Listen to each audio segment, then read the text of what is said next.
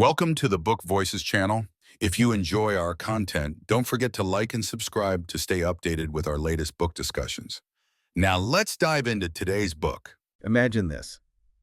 Your phone rings, and you hear, "We've got your son, give us $1 million or he dies." What do you do? What's the next step? It's absolutely chilling to even think about.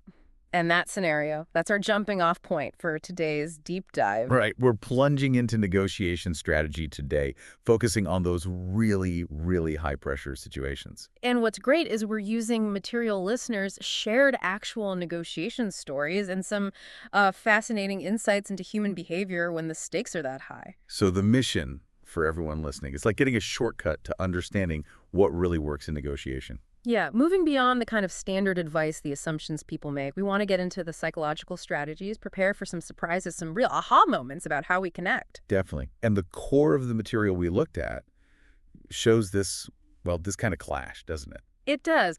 On one hand, you've got the traditional, very rational approach, problem solving, like you learn in top schools, getting to, yes, that kind of thing. Yeah. And on the other, something totally different, born out of the FBI's experience, grounded in psychology, empathy, emotional intelligence, developed in life or death situations. Exactly. Let's unpack that difference. It starts with a pretty interesting story, actually. Oh, yeah? Tell us.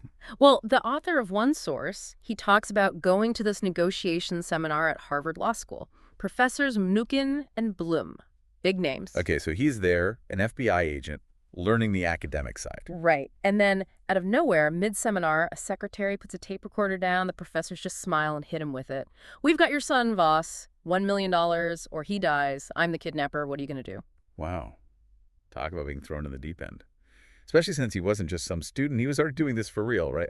As an FBI negotiator. Precisely. Years of experience negotiating for people's lives.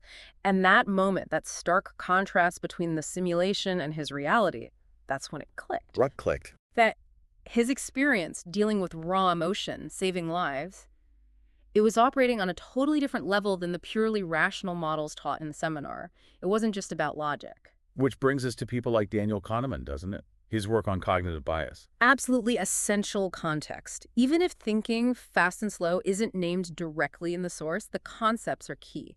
Kahneman showed we're not these perfectly rational beings. We're full of these unconscious biases, these mental shortcuts. Exactly. Over 150 identified biases. And Kahneman gave us System 1 and System 2 thinking. System 1 is fast, intuitive, emotional, gut reactions. And System 2 is the slower, deliberate, logical part.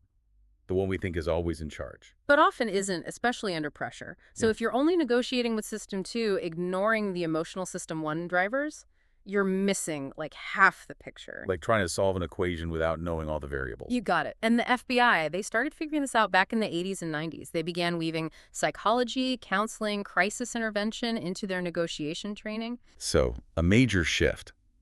While the Ivy Leagues were more focused on math and economics and negotiation, The FBI was leaning into empathy, into understanding the human element. And apparently it worked. which leads us to the actual techniques, the emotional intelligence toolkit. Where do we start? Let's start with active listening.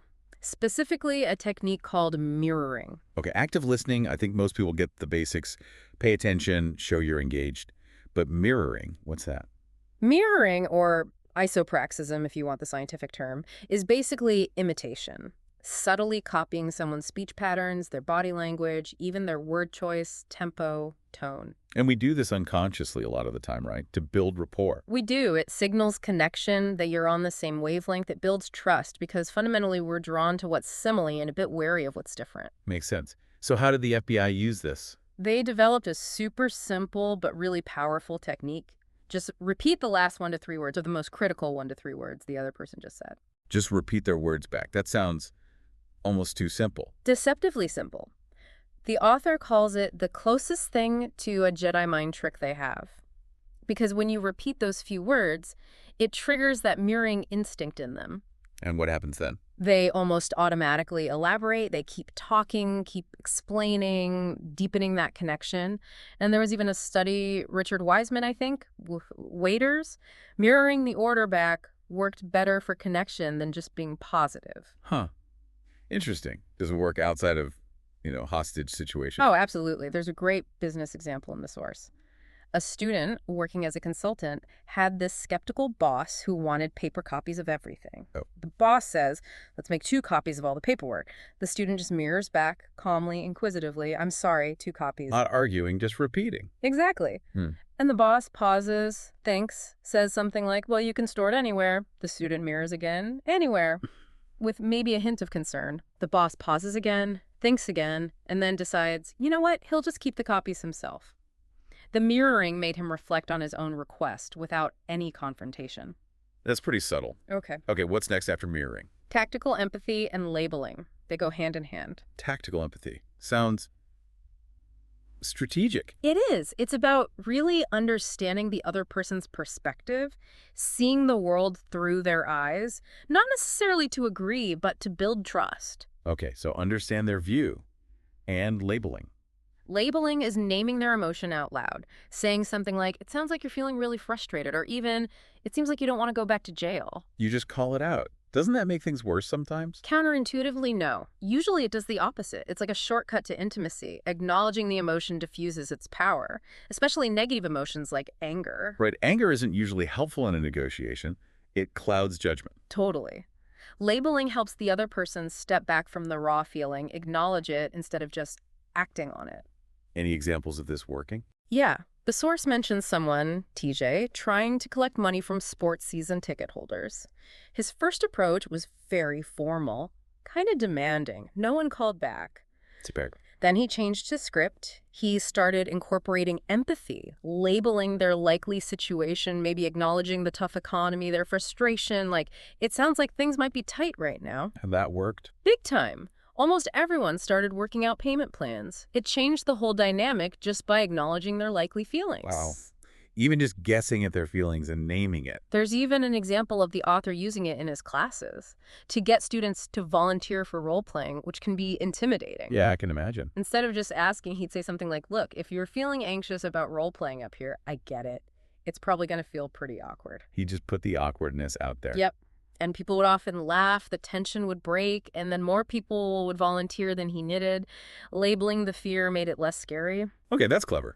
So, mirroring, labeling. Mm. What else challenges the standard thinking? The power of no. This is a big one. How so? Isn't the goal always to get to yes? That's the conventional wisdom. But this approach argues that no isn't failure. No is often where the real negotiation starts. Explain that. Think about it yourself. That telemarketer example again. They're pushing for yes. What do you want to say? No. Definitely no. Right. Saying no gives you back control. It creates a feeling of safety. The other person feels they haven't been railroaded. Okay, I see that. It creates space. Exactly. The author even shares his own story trying to get onto the FBI crisis negotiation team. The team leader, Amy Bondero, basically told him no, straight up. Asked if he had any training, any experience. He didn't. So, a flat rejection. Not quite. It wasn't just no, go away. It was no, but go volunteer at a suicide hotline, get real experience, then come back. That no actually showed him the path forward. So no can clarify things. It's not always an ending. Precisely. And sometimes people give you a yes that isn't real. A counterfeit yes, just to be polite or gather info or make you go away. A clear no is often more useful than a fake yes. Makes sense. Any other examples of using no? There's one about fundraising. Instead of asking for money right away, the script started with questions designed to get a no. Like, do you really think America's best days are ahead if things stay the same? Trying to get them to say no. Yeah. The idea was that a no there would open the door to a real conversation about the problems the committee was trying to fix. It engaged them by starting with a point of potential agreement on a negative. Interesting. So if yes isn't always the goal and no can be useful, what are we aiming for? We're aiming for, that's right. That's right. Not just yes. Correct. Yes can be superficial. Just agreement, maybe. That's right, is deeper. It means the other person feels truly understood. It's an emotional acknowledgement that you've grasped their point of view. Okay, how do you get to, that's right. Through skillful summaries and paraphrasing, you need to articulate their perspective, their worldview, back to them in a way that resonates. Show you've really listened and grasped not just the words, but the meaning behind them. So you summarize what they're saying until they say, that's right. Essentially, yes. The source gives examples. A linebacker, Brandon, who finally got why his coach wanted him to dodge blocks, not just smash them, after the coach summarized Brandon's own competitive drive back to him. Boom. That's right. Performance improves. Okay. Or a farmer rep winning over a skeptical doctor by accurately summarizing the doctor's deep dedication to his patients. Broke down the walls. That's right. Got it. Or a student getting a job by showing he understood his old boss's need for an ally back at HQ. The boss felt understood. That's right. It avoids that situation where you think you agree, but you're actually, like the book says, sleeping in the same bed and dreaming different dreams. Right. Ensuring real alignment, not just surface agreement. Okay. What other tools are in this kit? Calibrated questions, specifically questions starting with how or what. How or what questions? Why those specifically? Because they implicitly ask for help. They gently guide the other person to think about solutions and reveal information, but they make the other person feel like they're in control of figuring things out. Unlike yes-no questions, which shut down conversation. Exactly, and often better than why questions, which can sound accusatory and make people defensive. Why did you do that? Puts them on the spot. Whereas, what are you trying to accomplish here? Or how can we solve this problem? Feels more collaborative. Precisely. It invites them into the problem-solving process from their perspective. Examples. There's one about a prison siege in St. Martin Parish. The negotiators used walkie-talkies and set up this really specific surrender ritual. It wasn't just about surrendering. The process, full of implied how, made the inmates feel involved and somewhat in control, which helped achieve a peaceful end. Clever. Giving them agency within the surrender itself. Yeah. And the story of Jose's kidnapping in Ecuador. His wife, Julie, guided by the FBI, used how questions brilliantly. When the kidnappers demanded money now, she'd ask, how can I possibly do that when I'd have to sell our cars and trucks first? Buying time and highlighting constraints without being defiant. Exactly. It forces them to confront the practicalities. Which leads to another key point. Yes means nothing without how.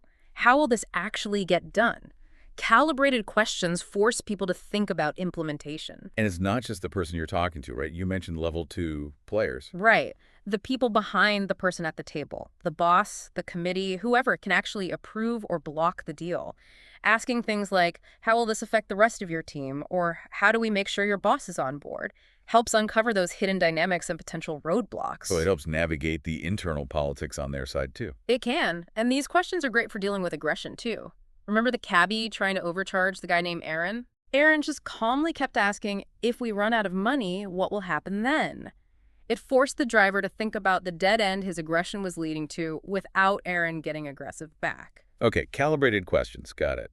What about things like the first offer? Anchoring. Ah, yes, anchoring, and the power of the word fair. Anchoring is about setting that initial reference point. The first number thrown out often heavily influences where things end up. So should you always try to anchor first? Not necessarily. The source talks about anchoring emotions first, maybe by setting low expectations before you make your actual offer. Why low expectations? It taps into loss aversion. People hate losing things more than they like gaining equivalent things. So if you frame something as avoiding a loss, or if they expect less and get more, it can feel better. Like the consultant negotiating with movie producers. He mentioned a lower potential fee first. Right. Anchored low emotionally, then his actual, still lower than hoped offer seemed more reasonable, maybe even like a gain from the low anchor. What about letting them anchor first? Letting them make the first offer? It can give you information about their goals.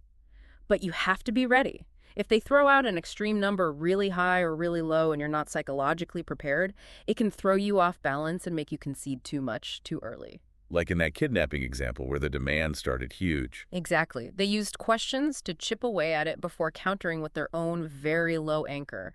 They were prepared for the initial shock. And the word fair. You said it's powerful. Hugely powerful. Maybe the most powerful word.